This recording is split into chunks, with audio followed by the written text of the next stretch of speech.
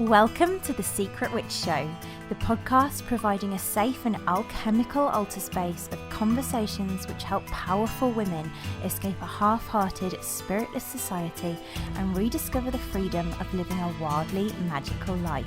Every other week, we explore how to cast aside the wounds of shame, guilt, and fear connected with fully being yourself, so you can grant yourself permission to stop hiding, ground soulfully back into your body, illuminate your whole soul desires, tend your soul, rediscover and reclaim your powerful gifts, express your magic, and manifest your wildest alchemy. There's no better place to become who your heart longs to be. This is where we will guide you into liberation. I'm your host, Nicole Barton, and I'm so excited to dive in.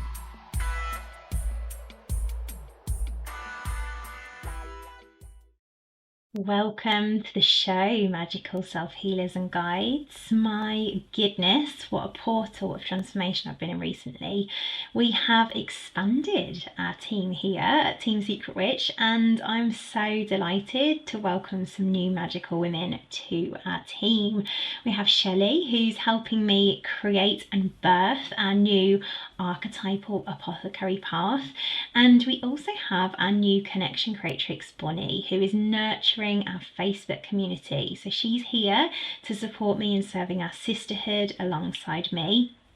And I have to say, I'm really feeling the Secret Witch Society vibe in there as I'm beginning to honour it as a free magical membership space where women can begin to tenderly walk the path of archetypal apothecary and learn our sacred secret art of real magical healing via our rituals, spells, inquiries, and embodiment invitations.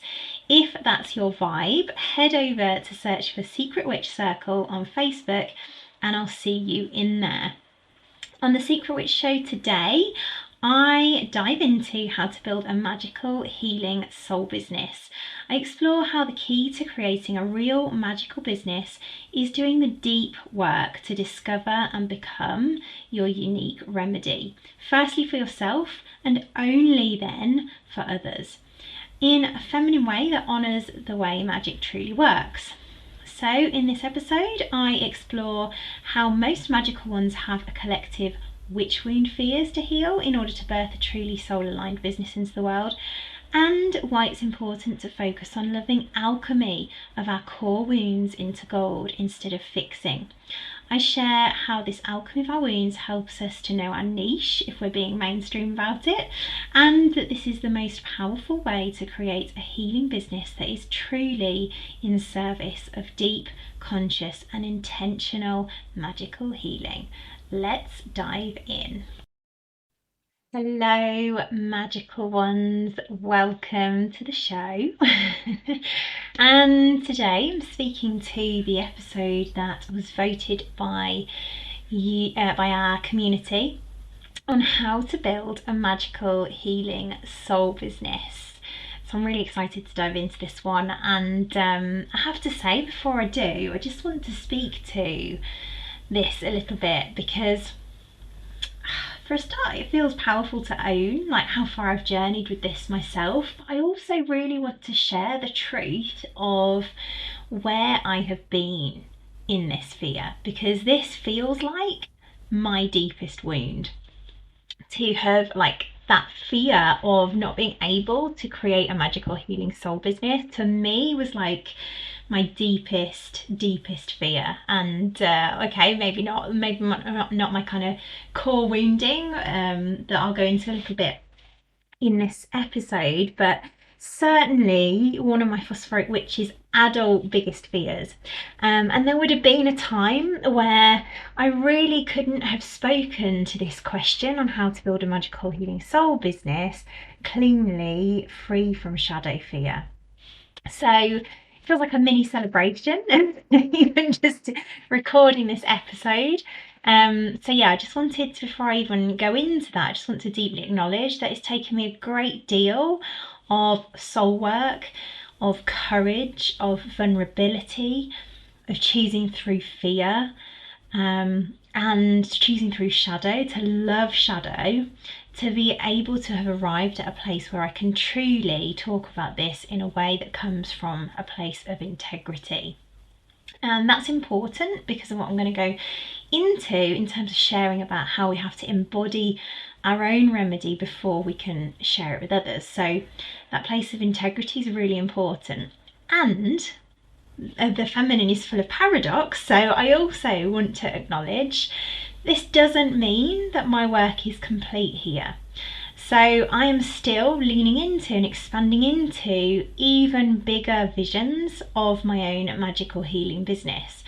And that's me meeting my edge over and over again to lean into the expansion, which is requiring a lot of me. So I wanted to present that also because whilst I have created a magical healing soul business, in many ways, that's why I'm able to speak on this topic with integrity, I do deeply, deeply feel and resonate with the pain of leaning into that expansion, no matter what level it's at. If you are leaning into the edge of longing to create a magical healing soul business, I feel the pain of that.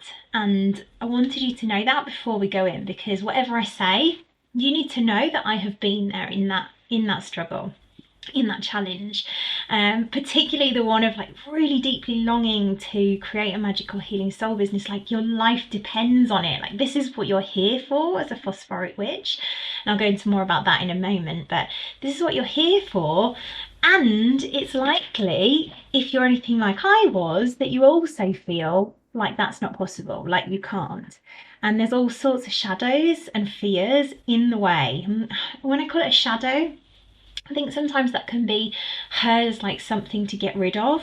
So I'm going to call it wounding. Wounding feels a much more aligned word that I've been using a lot more recently. So yeah, there's lots of wounding, firstly, especially for secret witches, in building magical healing soul business. It's quite an activating subject. So yeah, I'm going to share a little bit of my journey. I spent probably a decade of my life trying to create a soul-led magical healing business of some sort, with some degree of outer success at times. So for example, I earned a regular salary off a 3-day week when I owned my own holistic therapy clinic, Chalet Holistics, in Warwickshire. And oh, it's beautiful to think back to that time. I actually had this beautiful purple sign that I'd created because I used to also be a brand manager. And I'll talk a little bit more about that, but I'm just feeling back to, as we're talking about it, I'm just feeling a little bit nostalgic about my little chalet. Yeah, my little holistic therapy clinic back in the day when I was an aromatherapist, a reflexologist, taught Reiki. Yeah, it was really beautiful.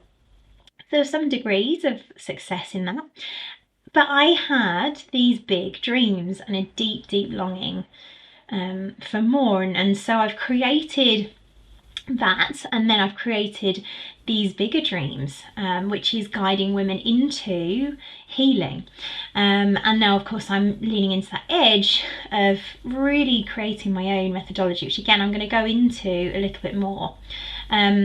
But yeah, these big dreams back then, when I was creating my Chalet Holistics, I was really kind of hustling. By the way, this was all like witchy therapies that I was sharing with people. But I was hustling in a way that just wasn't sustainable and really wasn't quite aligned with my soul. It was aligned for that time, but it wasn't my bigger vision. And I felt like I was kind of burning out doing something that wasn't really aligned. And I'd also very much fit my remedies into a mundane box to make them more palatable. So I had put my magic into things that were acceptable or approved of by society, which is something I have come to see is that secret witches who don't know their own power and magic often do when they come to create a healing magical solar business. So we'll go into that a little bit more. But yeah, for the last few years, I've built the magical healing soul business that I have now, which I sometimes have to pinch myself to believe that it's true that I get to live such a magical career. So I can, yeah, as I said, I can speak to this now from a place of truth and from a place where I know that my medicine is to guide magical women who are here for that same life of more, who need to heal the same places that I did in order for them to become their remedy in the world too.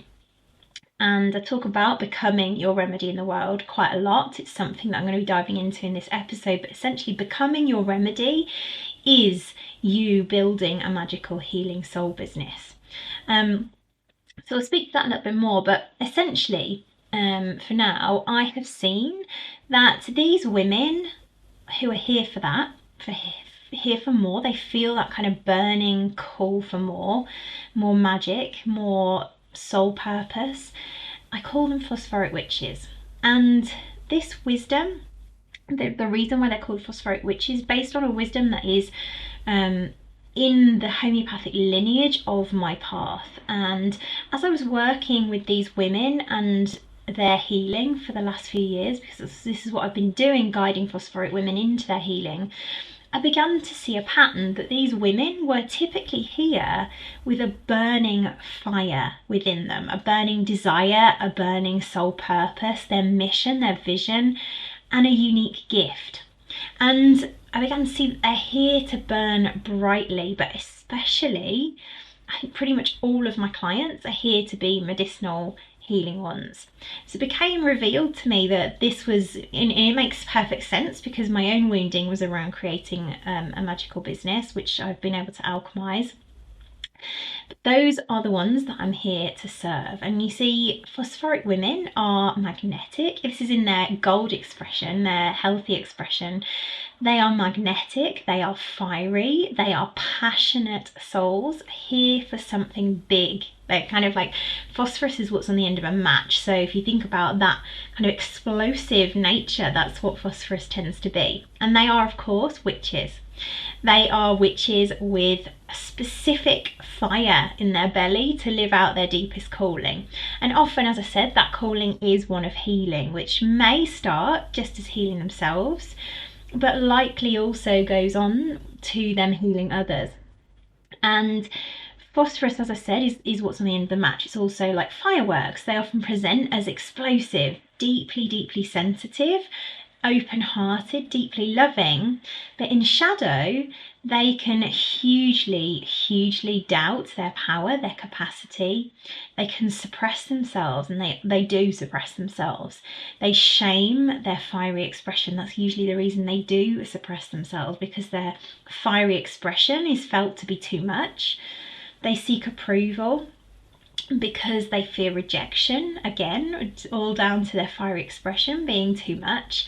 And essentially they suppress themselves and their souls, and they burn out. So that again goes back to my own journey with creating a magical business in the early days.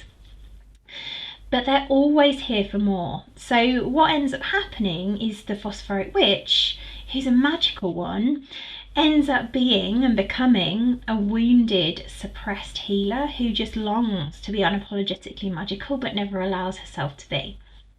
And there's a reason why this makes sense, in that her soul was essentially born here as a phosphoric constitution, as a magical one with a healing soul purpose.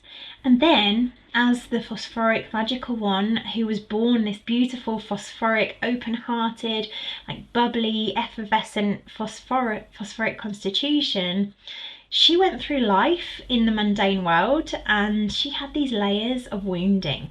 So imagine like phosphorus is the core of an onion, and then each layer is wounding over the top of that. So you've got this beautiful phosphoric onion, let's call her, for want of a better description. And those layers over the top of her are these wounds that cloud over her true inner light, her inner fire shining brightly into the world. They cloud over that desire to be a magical one, a healer in the world with a healing soul purpose.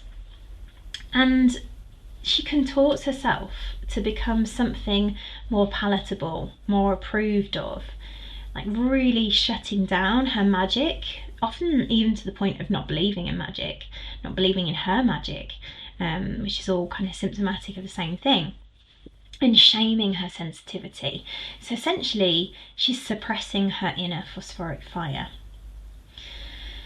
And my goodness, when I think about that, I feel quite emotional because I can just really think back to the times where I have done that and how that has felt in radical contrast to how I feel now. And these are the wounds of the secret phosphoric witch. She is here with this burning fire. She wants to be a healer. She wants to serve the world desperately. Like her life depends on it sometimes. And she knows deep down, even if there are layers that stop her from really seeing that, she has this kind of call to magic. Even if that's just for herself initially. But she knows somehow that she's here for magic.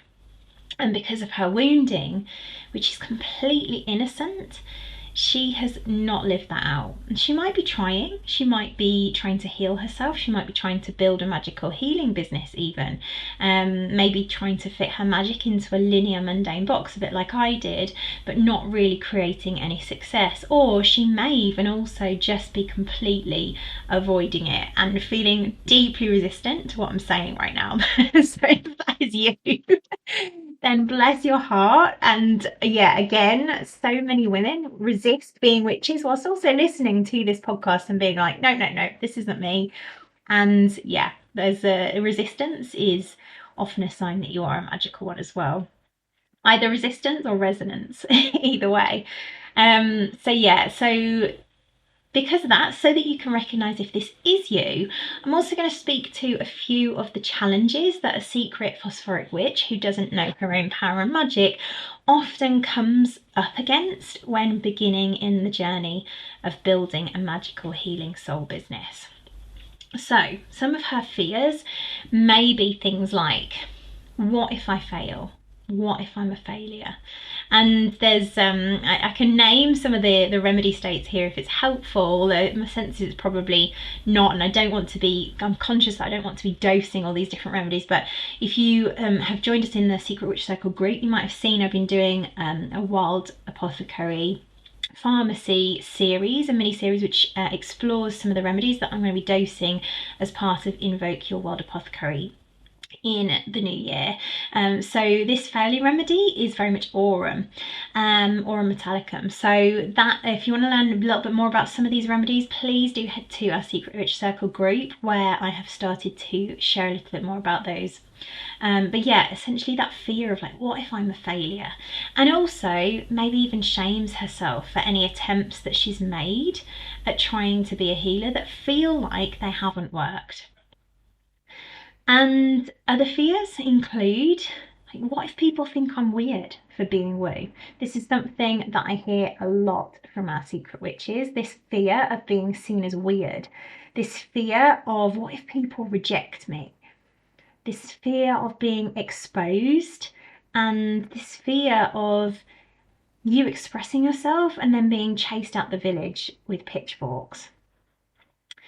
What if I hurt people by expressing myself? Another common secret witch fear, which again is all about like that idea that our self-expression is wrong. What if I can't make any money? That's another one that often comes up for our women. I think I'm going to speak to that a little bit as well today, because this is a really common secret witch fear, and it comes down to essentially that kind of shadow wounding fear of control, like staying in control, staying safe, is another fear that often shows up for women, especially who are here to be healers in the world, to create magical healing soul businesses. Can I even really trust magic? This is another one I commonly hear from secret witches. Again, there's that real draw, that love-hate relationship. I think I've written a blog on this, and we certainly talked about this in Dean Radin's amazing podcast episode. So if you haven't yet listened to that, have a listen. That was so deeply healing for this fear of, can I even really trust magic? So if this is the main fear holding you back from building a magical healing soul business, listen to that episode as well.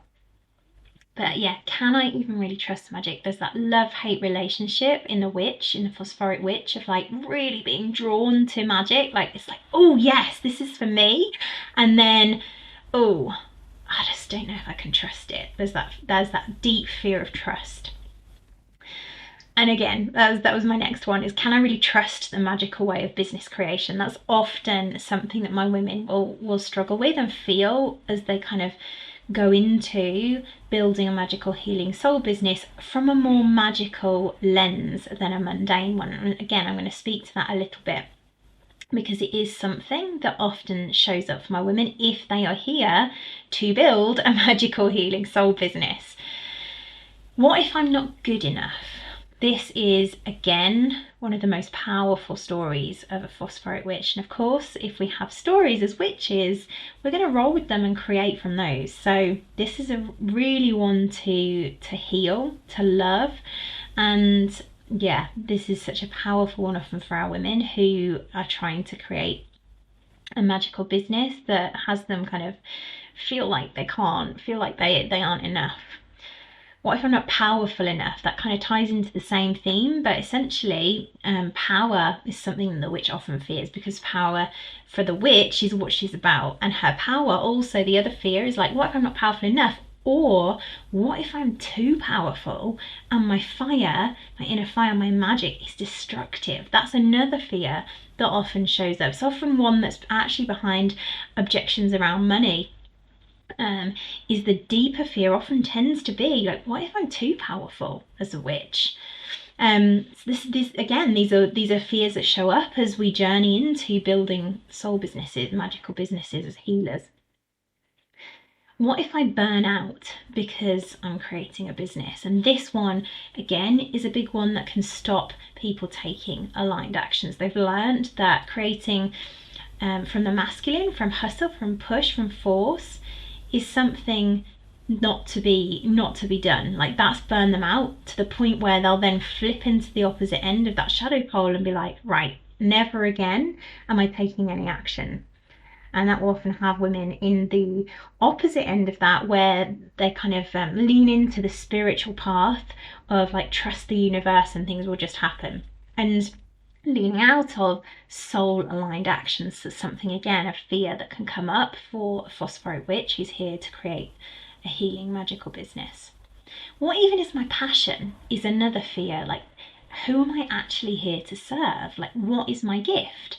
That's another thing that comes up for women who are drawn to magical healing soul business creation. And as I said, also one of my favourites, I'll just create a business from the feminine, which to people at times, and certainly to me, because I've been here as well, as I mentioned, looks like kind of just floating along, waiting for the universe to provide. And just to be clear, what I'm not saying is that that's how a soul-led business works. I have tried that. I sat on my bum for a fair few years doing that. So this isn't about, like when we talk about feminine flow, this isn't about sitting there waiting for the universe to provide. This is about the deep, dark work of soul, the descent. And that includes taking aligned actions. So, but those are often where our women are. So, just to add as well, I have personal experience of liberating all of those fears.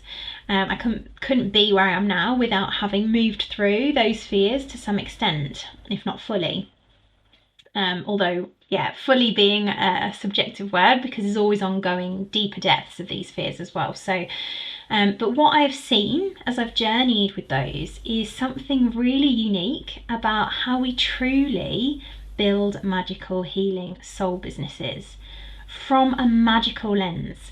Now, of course, there is this polarity between like magic and the mundane, and this is really essentially about creating from soul, creating from magic.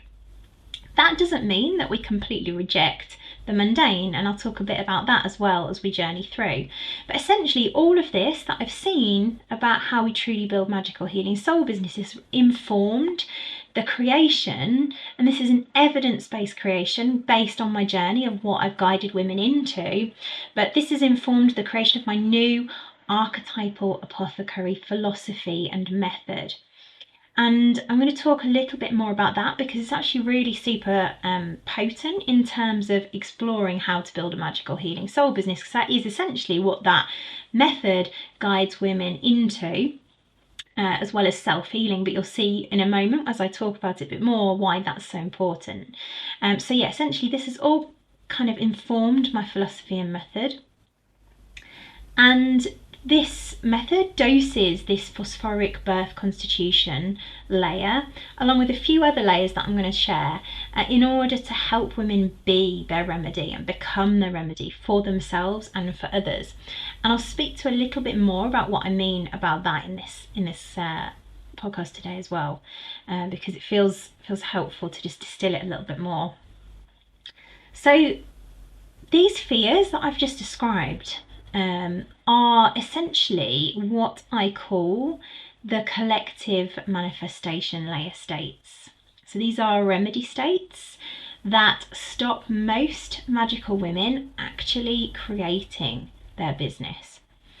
These women will likely be striving hard to create a business. They may have either trained in all the healing modalities, or they may just feel called to training as a healer. But they will have trained in all these healing modalities and still be struggling to actually create a real business from it.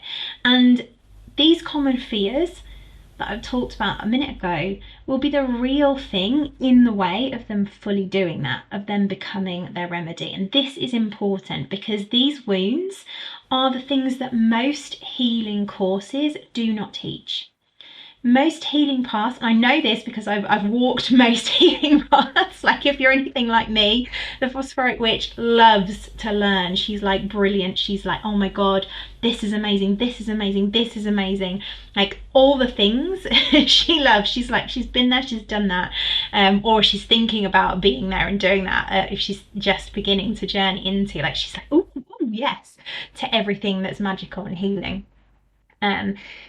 But yeah, she kind of explores all of them, just like I did, and finds that the wounds that stop her from, what I found is the wounds that stop her from actually embodying that medicine in the world is that they don't fix these collective layer wounds, the witch wound. So, and also most healing paths teach modalities that will either, that will have the aim of either fixing, but the focus is on teaching a method that will heal others. So, for example, things like reflexology or aromatherapy, even counselling, these kind of things, or whatever it is, often is about fixing. And in this path of archetypal apothecary, we don't believe in fixing. What we believe in is healing, but fixing for me feels like there's something wrong. There's something wrong with you. And the path of alchemy is based in love. We are here to love ourselves, our wounded parts of ourselves that feel like they need fixing. But if we just love them, that is how we can reclaim our souls. So it's very rare that this is the work I've just described of loving alchemy is deep and conscious work that is required to heal the witch wound, which is essentially the fear of being a full magical self-expression. And that right there is what is in the way of most magical women actually dosing their remedy into the world via creating a business. And what I've seen is that even if you have trained in something, that you do take the remedy yourself. So I'm thinking, for example, like the homeopathic lineage that's underlying my path, where traditionally people will visit homeopaths and be dosed with pills. There's still that kind of outsourcing of your healing to others element, which my path is completely different. Although it's got this homeopathic lineage, I dose in a way that is like dosing out energetic remedies for women to work with consciously and intentionally. So even if you have, say, trained as a homeopath and you've taken some of the remedies that you've been training with, without really consciously and intentionally, and this is like any magical practice, if we don't work with it consciously and intentionally and take them with the intention of healing ourselves of the wounds that are in the way of you creating your business, it's unlikely that you'll be able to heal that. So this is really, really important and foundational to the model that I'm birthing into the world now, this archetypal apothecary modality. Its vision is not to fix you, but to help you learn to become your own remedy, to heal yourself, which is really, truly the most foundational thing you can do if you are here to create a healing soul business. You cannot heal others without having embodied healing in the particular thing you are dosing for yourself first. And that does not mean fixing. That means loving your soul from shadow, from its wounds, into the golden full expression of your soul. And to go even deeper, the vision of our modality is to help you then use your remedy, dose your remedy to become a remedy for others. So you heal yourself first, you love your soul back into its fullness, you alchemize all the darkness into gold first for yourself, and that has you become a remedy for others. And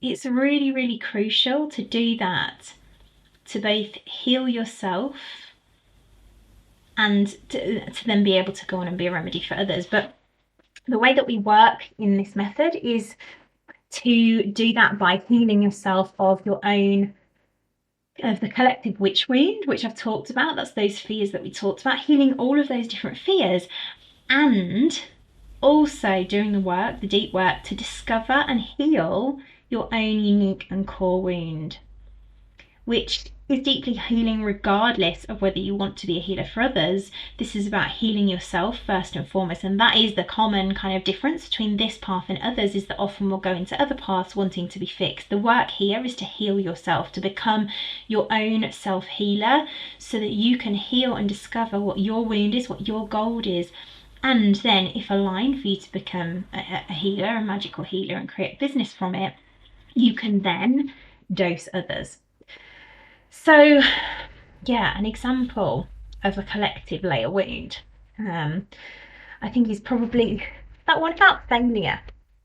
And just to give a bit of context, I used to be a brand manager, and when I was building my business, to begin with, my phosphoric witch, my secret witch, was feeling a deep failure. I couldn't really understand. I had trained in business, I had a degree in business, I had a master's in business, an MBA, and I'd also managed £1 million brands.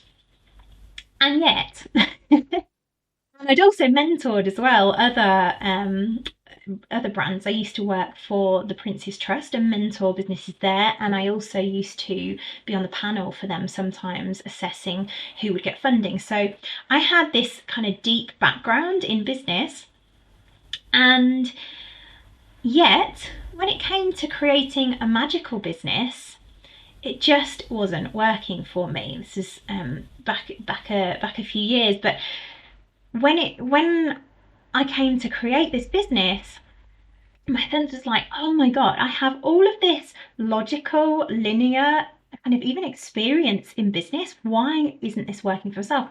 Like, why am I failing at this? And this was what I came to see, was this was because I hadn't healed the wounds of feeling like I was a failure. There'd also been a big wound around because when I got ill with chronic fatigue, I lost my job. So there was a big tending needed there to tend to that part of me that felt like I'd failed at that. And also more deeply, my perfection wound. This is very Aurum.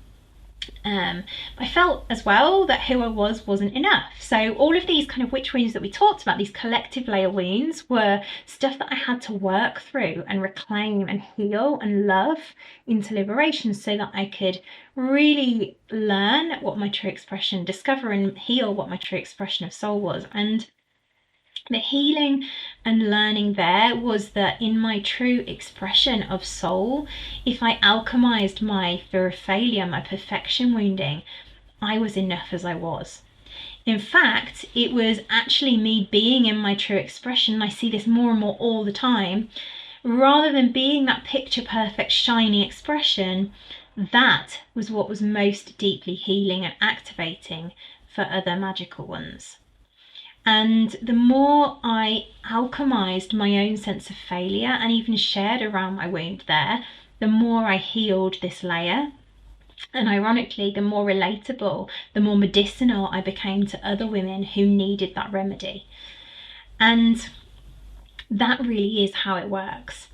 Another collective layer wound is that of approval. Again, the fear of being seen as being weird for your woo.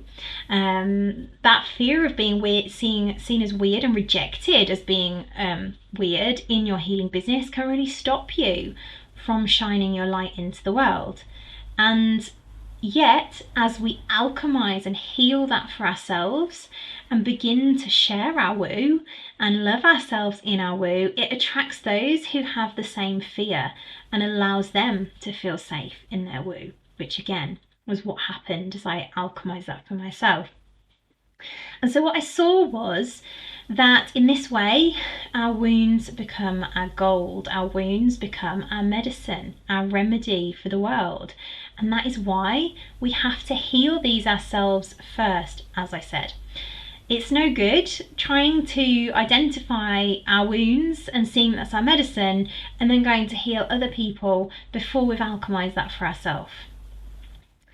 And that said, all of these things are around self-expression. So this collective layer is the kind of wider layer, the typical witch wound. This is because this is the wound that usually stops magical witchy healers from truly being their full expression of their magical soul business. This is something that is typically relative to all witches, these wounds. And they can stop the magical women, the phosphoric women, from truly being that full expression of their magical soul. So I think it's helpful to just break down the archetypal apothecary path a tiny bit here, because this is the path of becoming your remedy and dosing your healing gifts into the world. We've talked a little bit to that collective manifestation layer. That's the layer I was just talking about. We call that the manifestation layer, the collective manifestation layer, because essentially, if you're operating from those witch wound fear beliefs of not being good enough, of not being magical enough, of being too woo, of your self-expression not being welcome, that is what you'll be unconsciously manifesting and dosing into the world. And the invitation is to consciously heal those for yourself so that you can manifest your desires, your soul's purpose, and become your remedy. So that's the first layer to be working consciously with, to begin to be able to build your magical healing soul business. And it's something that I dose these remedies in our Manifesting with the Moon ritual live each month at new moon in our Secret Witch Circle. So that's something that you want to join us for. That's something that I always show up to do once a month. And there's such an important layer. We can only heal others to the capacity we've healed ourselves, and especially if there's these expression wounding in the way, that is so important to be healed. The second layer is where the medicine is where the unique medicine is, the unique remedy layer, that's what we call it. And this is where it becomes deeply important to discover, heal, and integrate your core wound. If you want to be all mundane about it, this layer, I was saying to one of my clients the other day, is like discovering your niche and healing it. And let me caveat this, because I wrote a post about this the other day. I have an MBA, so I am qualified to teach business, and this is not what I'm going to be teaching here in this episode. Whilst I'm sharing some of the fundamental energetics required to create a magical soul business, which is what I'm sharing, the energetics, what I'm sharing is not going to be teaching you a step-by-step linear logical business method, because the magical business of creating from soul is not logical and linear. That is the typical masculine approach. The feminine creates from flow, from, I don't know, I want to say chaos. She isn't logical and linear. She likes to mix things up. So she's often, there's this uncertainty, this kind of not really knowing. But yeah, more on that later perhaps. But this is often a wounding that the secret phosphorite witch will hit up against, because she is used to creating. Mystery is a good word for the feminine, actually. I taught Invoke Your Feminine Mystery a couple of months back, and the feminine is very mysterious. She's very much about soul. So yeah, this is often, again, as I was saying, a wounding that the secret witch will hit up against. She's so used to creating an alignment with the mundane world, which typically knows only the one way of creation. And yet the witch, the magical feminine witch, is all about creation. So this is very similar to how the mundane world only knows one way of healing. So one of the big challenges for a magical one creating a magical healing soul business is that phosphoric witch will have approached business from a logical, mundane place. And that's usually due to conditioning. It's what we're taught. It's usually due to a fear of security and control. As I said, the feminine creates from mystery, creates from flow, and not often from logic, from her heart, which can be very messy, very emotional. So often there will be fear of security and control that comes up when a woman is trying to create a magical healing soul business from the feminine. And often a secret witch has often searched and done all, as well as all the healing training, she's done all the business training, and often both, often the healing and the business training courses, to get better at what she's doing, to fix the parts of herself that she feels are a failure and not able to create this magical healing business. She will approach creating a healing business as if it's a project that needs fixing, because bit like she's approached healing herself, she feels that she's coming from lack. And what I'm here to explore is, what if that is not the way to magically create? What if the way to magically create is to hold a vision, to lean into the uncertainty and into our edge, and to heal ourselves in order to become our remedy? And I'm saying what if because I kind of know that that is actually the way, because I've walked it and that's the path. So yeah, what I'm sharing here in essence is the feminine, magical, soulful way of business creation, which, just like magical energetic healing, is entirely different from the way of creating a business in the mundane world. It is much like magical energetic healing is different from traditional healing, from allopathic healing, from the mainstream healing. This is a magical energetic business. So if you are feeling called to be a magical healer and you're here listening to this episode, I'm going to assume that you've at least dabbled in energetic medicine to a degree and felt the difference between that and witchy healing and the mainstream medicine, which, by the way, just to caveat, I am not against. There's a place for everything. I've always said alternative therapies, complementary therapies are exactly that. They complement the mainstream. There can be a place for things. And so much goodness has come from the mainstream. If you think about how science has advanced, there's so much richness that has come from that. So I'm not against it.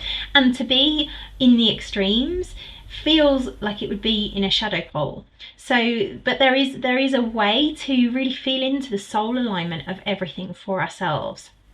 So you can feel, though, from the different energetics that one is returning you to the holistic wholeness of soul, i.e. magic, and the other is fixing a symptom. You can feel that, right? There's a difference, and that's the energetic. So this is perhaps the most important thing that I can share about building a magical healing soul business. This is not about learning to do ABC and you'll create XYZ. It's not about fixing, it's not about following logic, it isn't a step by step. This is energetic. This is about you becoming your own energetic remedy. This is about you healing your wounds, alchemizing them into gold, and then that being the remedy that you are dosing to others by your very being. So this is what I call your unique remedy layer. This is something in our archetypal plot 3 path that I guide you into discovering, healing, and becoming the alchemized gold of your particular remedy. And that's typically your core wounding. So an example of this could be the phosphoric woman who came here to live out the wound of lacking power. For example, this would be a pulsatilla remedy. This is somebody who's come here to work with the remedy of pulsatilla, the windflower, to consciously reclaim her power from that feeling of helplessness, which typically shows as the shadow of pulsatilla as a remedy. And she may have been taught that she wasn't powerful as a child, so there'll be some wounding there. Her core wounding, her deepest cut will have been the idea that she lacks power. That will have been her trauma, and she will alchemize that by healing and reclaiming her power so that she can help other women who are also in a pulsatilla state. Think about yourself as the remedy. You have learned to take pulsatilla yourself for alchemy. You've healed. You've taken yourself from a journey of pulsatilla's shadow to pulsatilla's gold. You have walked that path. You will be the most powerful person to help other women who are also in a pulsatilla state. And the thing is, there is no easy way, no linear way, no logical way to bypass the becoming of your own remedy. You have to do the healing work yourself to become a magical healer. And that includes both healing that unique wound, that core wound, that deepest cut. And it may not be pulsatilla, it may be a different remedy with different themes. It probably is. But it'll be a remedy that is related to phosphorus. Phosphorus goes into particular remedy relationships. So it'll be a unique wound, a unique remedy that you're here to be, but it'll also involve healing your collective witch wound. This is your collective layer wounds, including any ancestral wounding, which I'm not speaking to in this episode, but it's like a deep honouring of your magic, of your lineage. And for me, just to give you an example, and it's a bit of a strange example actually, because my unique wound feels to be the same as my constitution. So that's probably quite rare. But my unique wound, because I'm phosphoric constitution, but my unique wound has also actually been phosphorus. And phosphorus is essentially, if you think about it being so explosive, the remedy of the witch's self-expression. So you can see now why I dose my women, my remedy to phosphoric women. Phosphorus was my own deep wound, therefore it's my medicine. My medicine is for phosphoric women. And my core wound was that at age 4, my dad left on my first day of school. And it was the same week that we were also collecting my adopted sister from Romania, who never got to come, and I'd had her this red fluffy pencil case that I'd prepared. I'd met her in Romania. I was really, really excited, and then my whole world fell apart and everything changed. And in that trauma layer, in that wound, I went into a phosphoric wounded state, believing that somehow that was my fault, that my fiery self-expression had created that, and that it wasn't welcome in the world. And I've had to learn over my lifetime to heal, to love this gaping wound with deep love. And as I have, I've seen it become medicine for others. And I've also seen that I'm here to honour my homeopathic ancestral lineage, which is for another story, but that's about the ancestral layer healing. So essentially though, my vision is that for those for whom it's aligned, it will also become possible to become an archetypal apothecary healer, dosing remedies into the world. And that said, it's also possible for women for whom that isn't aligned to create their own route and their own method, if that's more aligned too. But either way, that becomes informed from the healing we do for ourselves to become our remedy for us, first and foremost. So what do I mean by becoming a remedy? I'm speaking to this because I've been asked this before, and it feels deeply important to share more on this because it's so critical to creating a magical business. So becoming is a process of embodying your remedy. And firstly, you have to discover what your unique remedy is. It's that deepest cut that I talked about that you've experienced in life. That's your medicine. And you work with that. You alchemize it. You heal it. You love it. You see the gold in that wound. What lessons has it taught you? This isn't logical or linear. I know I'm throwing questions and things out here, but it really isn't this logical and linear. But essentially you find what the gold is and you choose into being, embodying the gold of that remedy. This is a process. It's a journey. And it's not an intellectual thing. This isn't energetic to embody. You don't have to learn the remedies. This isn't a method where you have to know anything. It's a magical, alchemical process that requires devotion and a willingness for more to be revealed. And it can help to see that we're all like archetypes. So if you think about the witch is a powerful archetypal story that reflects a mirror of the shadow and gold of the witch. So for example, the shadow of the witch would be her power can be destructive. But when harnessed consciously, she can use her power to create magic. So if you're a witch either way, and you'll express either the shadow or the gold. It's often how you'll know you're a witch. If you're kind of creating chaos and destruction, that's a good sign you're a secret witch. They're good at that. I know, because I have been one and I am one at times. But there's like an archetypal story that reflects the shadow and gold. And you're already a witch, you're already expressing the shadow of the gold. And the work here is to reclaim the gold and embody the gold of the witch. Now, remedies are no different. Remedies are archetypes. That's why it's called archetypal apothecary. So you are already a remedy. It's just likely that right now you're expressing the shadow of that remedy rather than the gold of it. So the deep work of healing is to learn to love that shadow into liberation and become the whole souled gold of the remedy you are. So that is embodying the gold of your remedy. That is healing all the things in the way of you returning your soul to its wholeness. That is becoming the healing, the returning of your soul to wholeness. And that's beautiful and relieving in one way, because it means that there isn't a tool in the world for you to learn. There's not a modality for you to learn as such. It's not about what is my medicinal tool. You are the medicine. You are the remedy. Your being of the gold of that remedy is what will activate and heal your clients, or invite them to healing themselves. It will activate them into healing themselves. So you becoming that golden expression of your remedy. And what I mean by gold is the healthy expression.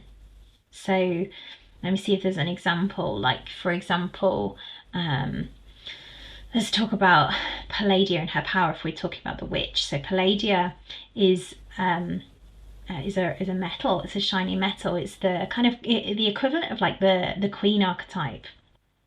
And it's a remedy of power. So in the shadow, she might use her power for harm, again, innocently using it for harm. Shadow is wounding. So for me, I would have used my power to maybe be a tyrant. And I learned as I worked with that to alchemize that into power from love. And it became this beautiful, shiny expression of Palladia. And that's really what is activating, is you being that gold and sharing the journey of how you have alchemized that, healed it. You becoming that golden expression of your remedy and sharing that journey is you energetically dosing it into the world. This is the embodiment of your fullness of soul. And that is what is magnetizing for whoever you're here to serve. This is energetic medicine. And you are the medicine. So your energetic medicine will be a mirror, a lens, a healing remedy for those who need it for themselves. So in my case, people who are here to reclaim their power, their palladia. And if you're looking for tools, you're still innocently, unconsciously outsourcing your healing magical power. The power is within you. And you're still going down the mundane route of business creation, which again is absolutely perfect if that is where you are. There is no shaming, there's only loving here in this path. It's innocent and it's understandable because it is being created. It's part of that collective layer witch wounding to want safety and security. So I've been there. I know what that's like. And let me tell you, this route of real magical healing business creation is not easy for that reason. The reason why this has been created as a path for phosphoric women is because you will need that phosphoric woman's fire, let me tell you, to be able to create this way. And magically, most magical ones are phosphorus, but it will require a deep and conscious choice into what will feel like likely the deepest work of your life yet to create that magical healing business, because it requires trust, it requires courage, it requires vulnerability, it requires truth and honesty, it requires you to lean into your edge to liberate fear. It requires you to go into the darkness and alchemize it into gold. That really requires you to take an honest look at where you're at. That is not easy. That requires a certain level of fire, of burning desire to create, to stick to the path, to build that magical healing soul business, to become your own remedy for yourself, to become your remedy for others. And as my own soul guide shares, and as I shared in my post, my recent post, I can't remember which one it is now, this path requires the deepest of love for all of our wounds. It requires us to energetically heal all our own wounding. It is the deepest of work that I've ever done to become that phosphoric magical soul you came here to be. And it requires us to go first, to lead the way to others. And that can be kind of banded around by other people, but it really, really is deeply important. Like, we have to use our fire as the torch for others. And as Clarissa Pinkola Estes says, one of the most calming and powerful actions you can do to intervene in a stormy world is to stand up and show your soul. Struggling souls catch light from other souls who are fully lit and willing to show it. That quote could not sum up the phosphoric witch more powerfully. This is the work of a phosphoric woman who is here to create a magical healing soul business, and there is really no dancing around that. I know that because I have walked that path, and I can honestly say it really is the deepest work of my life.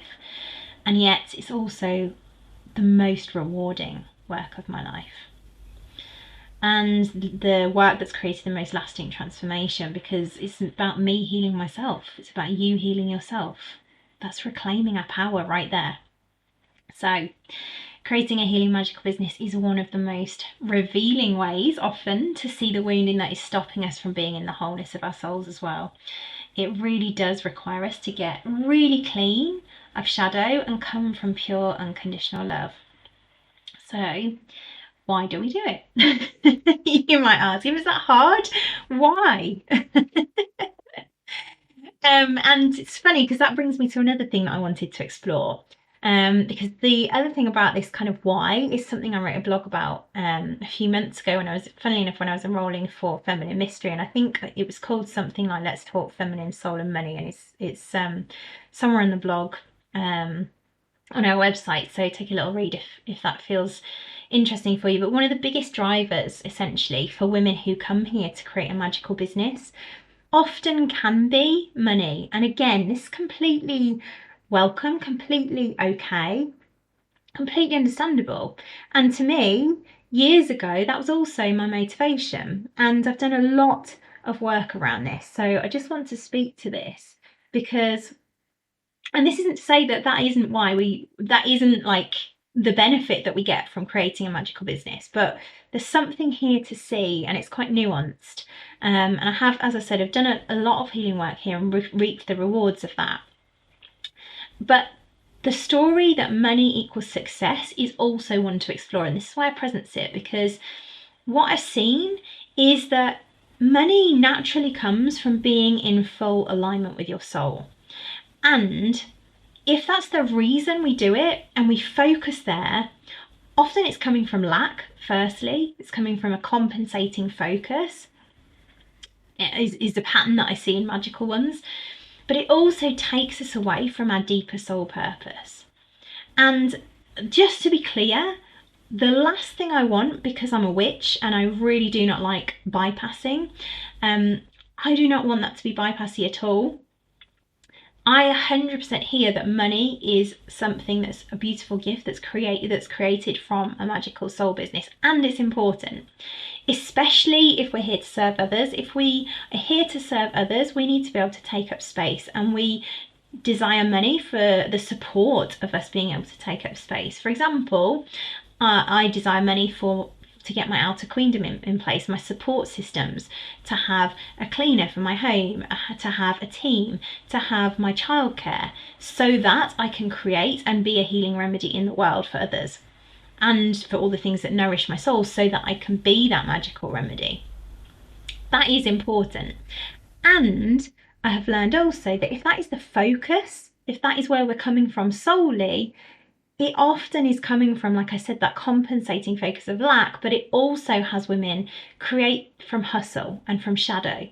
So as I said in my article, our focus is to create from feminine soul, from magic, from a deeper place of purpose, from the heart.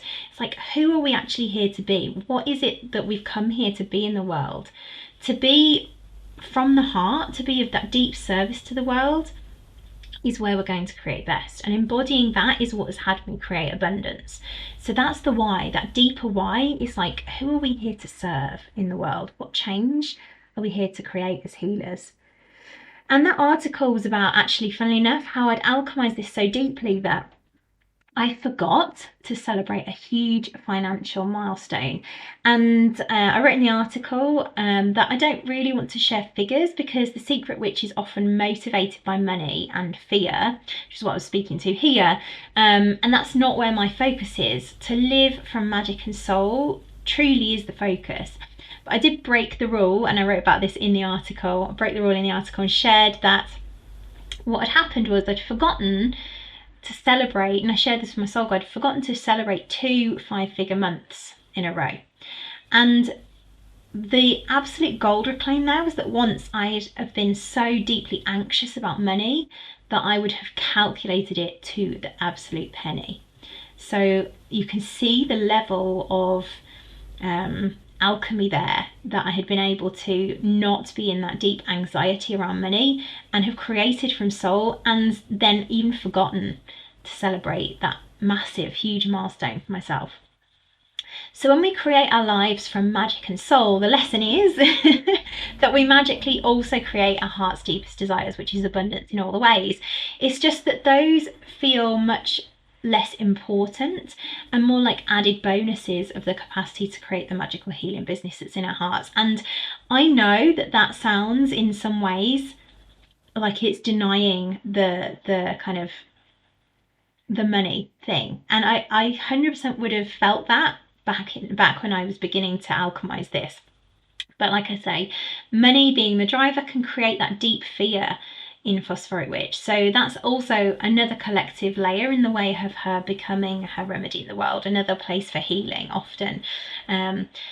So the deeper question, and one that is often most illuminating for clients as they lean into this as well, into this more magical way of creating business, and this could be a good inquiry for you to take away actually, is what if money is your fear, what are all the ways it costs your soul not to create the magical business that's in your heart, and the cost of creating a mundane, linear healing business that fits into the mainstream, i.e. kind of suppressing your whole soul expression into a linear box that fits. And that's a good inquiry. You might be surprised as to what comes up there. So that's one that it's a little bonus for you to spend some time with, if money is something that has come up as a collective layer fear for you. A witch wound. Like, how could I possibly earn money from being my magic? That's the typical story that I hear from the phosphoric secret witch. And it's also, just to add on that, it's time that we redefine success in many ways, because the feeling of deep connection and fulfillment and juiciness and the aliveness of being your phosphoric fire that comes from choosing to be your remedy in the world is success in itself.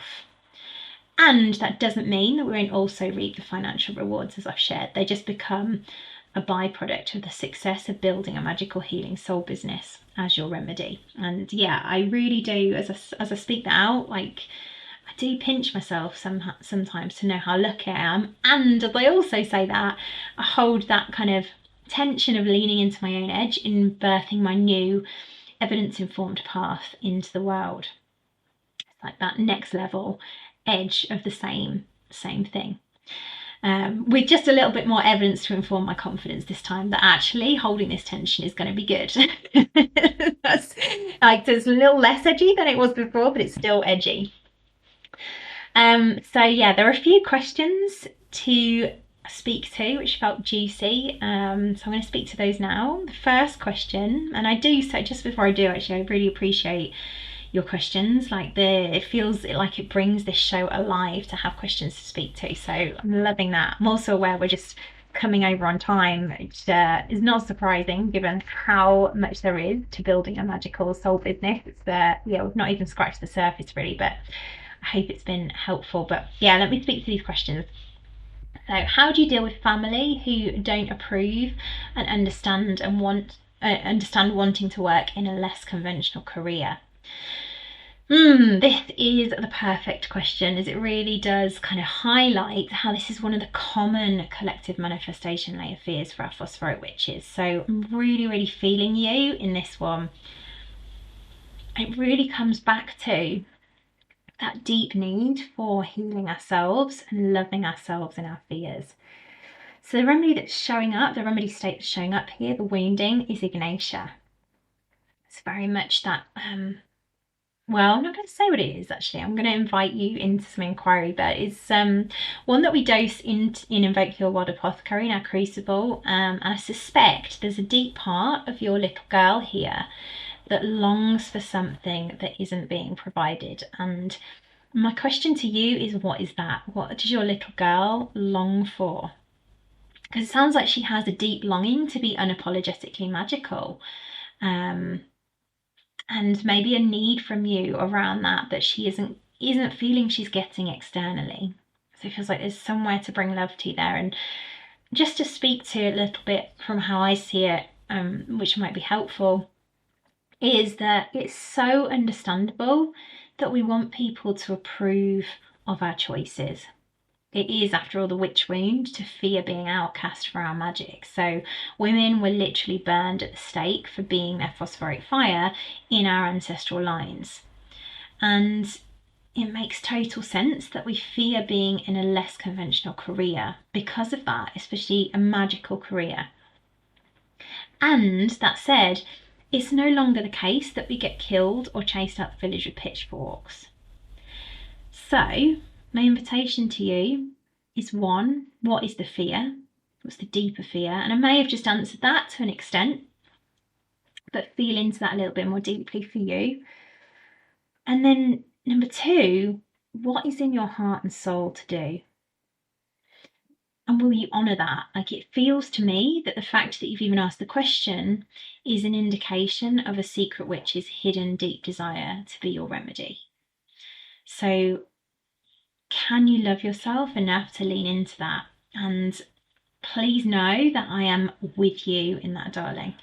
Like 100% with you. This is what I'm here for, to love women in their collective secret witch wounds, so that they can lean into their hearts, what's in their souls, and return to that whole souledness and that expression of their phosphoric fire. So yeah, loving you deeply, and all the women who are listening who are feeling that as well, because I know that is it's kind of like the ultimate witch wound. So yeah, thank you for that question. The second question: if we create a business from soul centered around our gifts and we focus on what we want to create, does that mean the business will thrive? Can we create a soul-led business that turns out to be a total flop and goes nowhere? I have a belief that says soul-led business equals success and abundance, but I don't know if that's a bit simplistic and naive. Firstly, naive is something that every secret witch fears that she is, because often she's walked other paths that have been about fixing and they haven't necessarily worked. So again, loving you there. But I also love that your belief is that soul-led businesses equal success and abundance, because that is a rare belief for a secret phosphoric witch. Her shadow fear is usually the opposite, that soul-led business equals lack of success and abundance. So just witnessing you in that, firstly.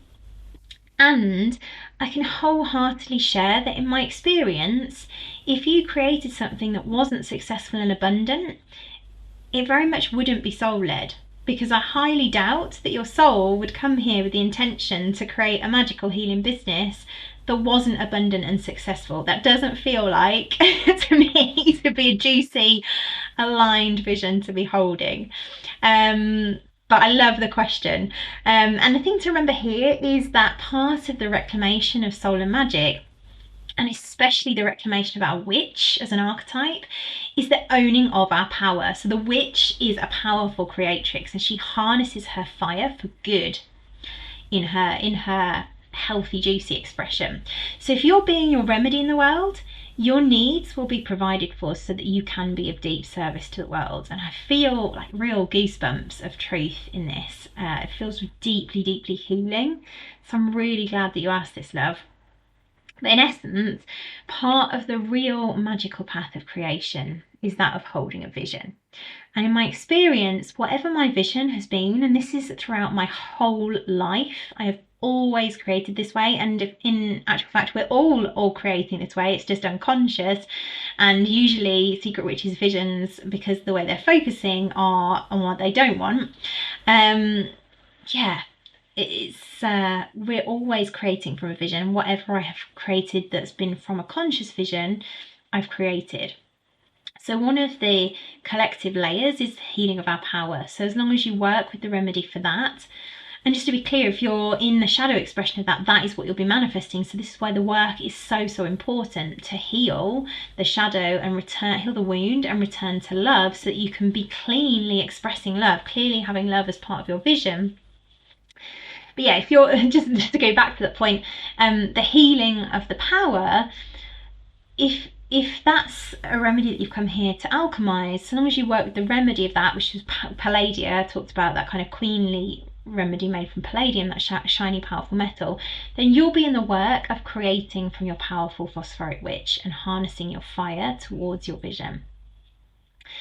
And again, that might require healing along the way. So this is why this journey requires that phosphoric fire. But I hope that answers the question, i.e., yes, if we are creating businesses from soul and magic centered around our gifts, and we focus on what we want to create, yes, the business will thrive if that is your vision. Next question is juicy. How do you find your people? This is a great question, and the good thing is that as we become our remedy in the world and fully express our souls and shine as the phosphoric fire we came here to be, that torch that we talked about, it's actually that our people find us. And the thing about phosphorus is that it's the beautiful fluorescence that's created as you light a match. So So phosphorus is essence, is radiant, it is magnetic, and when you are lit up as your constitutional phosphoric witch, which naturally happens as you heal the parts of you that have suppressed your true expression, your shadow, your wounds that are in the way of you expressing that light. So when you express your desires, your soul's dreams, your passion, your purpose, and you've healed all the places your soul has been shoved into shadow, you will naturally begin to shine. And that bubbly, effervescent phosphorus expression, you'll perhaps remember that vibrant energy from your little girl, she will come back and she will be shining her light in a way that can't be ignored. And this is one of the main differences between the magical lens and the mundane lens. In the mundane or mainstream lens, we have to work, hustle, push, force to create a business. That's the typical story that a secret witch will hold. And yet, when we heal and discover who we really are, and we become that, we naturally resonate with those who need our remedy, and they resonate with us. And their souls, which are lying dormant, will become activated and healed by us just being our remedy. The next question ties into this actually. So where do you start to get your first paying clients? And this is actually really helpful to explore as well, because it kind of ties into the question in that you'll begin to naturally attract people to you. And that said, there's also an important point here, because what I said earlier can make it sound like, oh, well, we just wait for them to come in. And this isn't the case. I've spent many, many years, as I said, floating around, waiting for the universe to provide to me. And then I came to see that soul is co-creating with spirit. That we're co-creating with the universe, if you want to call it that. And we have to take aligned actions. The witch is here to manifest from soul on earth. So everything I've shared in this episode isn't a complete rejection of the masculine, linear, logical business models. I haven't completely rejected my MBA, my brand management, my business background. It's become woven into the path. And that's actually what I'm owning as my medicine too. It's what makes this path that I'm creating of archetypal apothecary particularly unique in a way, because not many people in this industry do have the business and the soul background and the magical background. In fact, there's often, as I said earlier in response to the one question, an old story floating around in the phosphoric witch's subconscious that makes soul versus business seem like it's a choice, like it's a dichotomy, like it's an either or. For example, you can either live from soul and magic, or you can have a successful business. That's a common story that is not true, that the secret witch will feel and kind of informs her every step in creating her business. So that's not true. So of course, you can get your first paying clients by taking the aligned actions in that direction. And that requires, firstly, for you to become your remedy. So you get crystal clear clarity on what your wound is. You discover your gold and your soul's essence. You become your remedy as deeply as you can. And you stay in the work of that, and you get crystal clear clarity on who you're here to serve, on your avatar, and on your unique remedy and the journey you can guide women in, which is why it's really, really important you've embodied it yourself, because you're going to develop a route that you've walked that can help your people create the same transformation. And along the way, you share your soul from that place of clarity, healing, and love. And you magnetize, as we talked about, you magnetize the aligned people who resonate with your remedy to you. And then you do one very simple thing. You make them an offer that helps them take your remedy and heal their own wound. And they pay you. So we've gone about as simple and linear as I could because it really isn't that simple and linear. As I said, it is not as easy as that sounds, and yet it is also that simple. But it is that dark, deep healing journey to get to that. So that very much feels and seems oversimplistic, logical and linear, and it is in many ways, because the feminine is not that. It is this mysterious path of weaving magic, of healing, of alchemy. And there's no getting away from that. But that said, there is this kind of weaving in of business. So I hope that helps. Probably not the answer you wanted, mind you.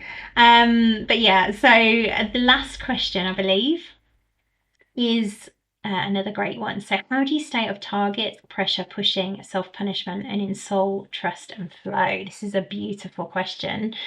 And I'm going to answer it in quite a simple way. I also know we're short on time now, but this brings us to a good place to begin to close, because the answer in many ways is one that's so simple for me to say, and yet the embodiment of it is likely one of the hardest things. So ultimately, like anything, how do we stay out of targets, pressure, pushing and self-punishment, and in soul, trust and flow? The deeper answer is we choose to.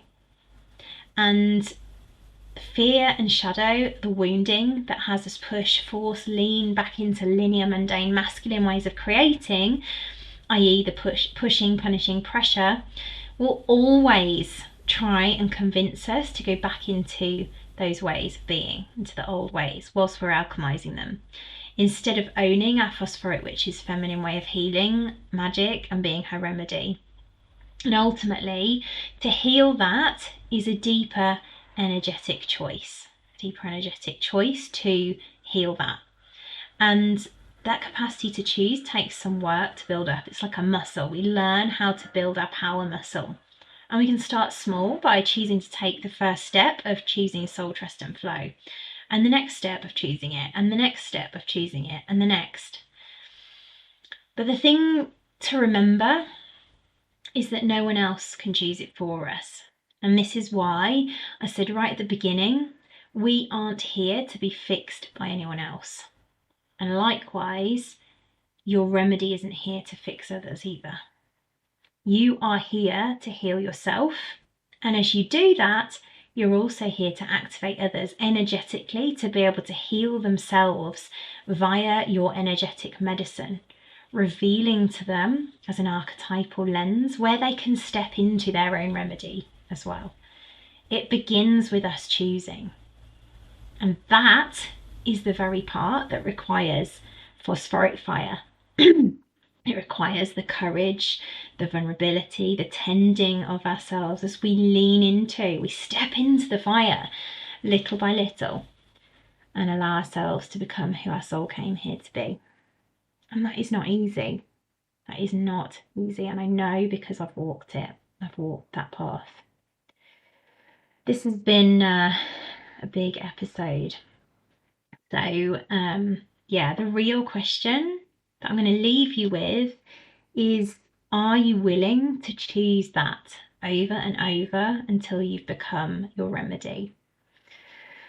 Oh, that's a powerful question. So I'm going to leave it there. Feels like we've kind of come back full circle, but that feels a good place to be. So I want you to know that if you even have an inkling that this is something for you and you resonate with the phosphoric witch, you need to know that this is so possible for you. If you have that fire, even if you feel like it's not possible yet, it is. And if you really want to take the first step, you might consider joining us, as I mentioned, in our Secret Witch Circle group. I dose a remedy from the path each month in our new moon ritual too. So come and dip your toes in. Otherwise, I will see you in the next episode. I've just got to add, actually, before I do go, I just realised that this episode is number 44. And so I looked at the numerology of that, and Kyle Gray explains that number 44 was the number of business. So that is the magic that I'm going to leave you with because that just feels to be the perfect way to end. I'll see you next time. What a juicy show. Here are my takeaways. Phosphoric secret witches who have a burning fire in their bellies to be healers often feel that deep call, whilst also feeling all the fears around creating a business from it. This often leaves them offering their medicine in a mundanely packaged box to make it more palatable to the mainstream, which doesn't usually have them create much success. To fully heal that, we need to heal our collective witch wounds, the wounds of self-expression that are having us hide who our souls really are, watering down our remedy, in case you're chased out the village with pitchforks for being magical. It is fundamental to building a magical healing soul business that we firstly do the deep soul work to know our true purpose, to discover, heal, and alchemize the unique remedy we came here to be. Our deepest wound is actually our niche if we do the work to heal it for ourselves first. This process is the energetic work that underlies the archetypal apothecary path. It is magical feminine witch work, the work of mystery and magic rather than logical linear work, though magical ones often tend to have looked externally for all the tools, both healing and business, before arriving at this deep inner work.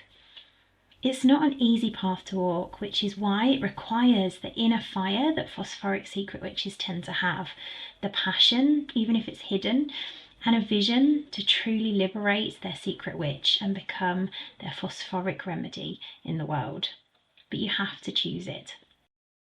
If you'd like to get the show notes and links for everything we've chatted about in this episode, head to www.secretwitch.co.uk. If you know a secret witch who would love this episode, please share with them to help them liberate themselves. And so you don't miss out on next week's episode, head to your podcast app of choice and hit subscribe. Thank you so much for listening. I'll see you next time.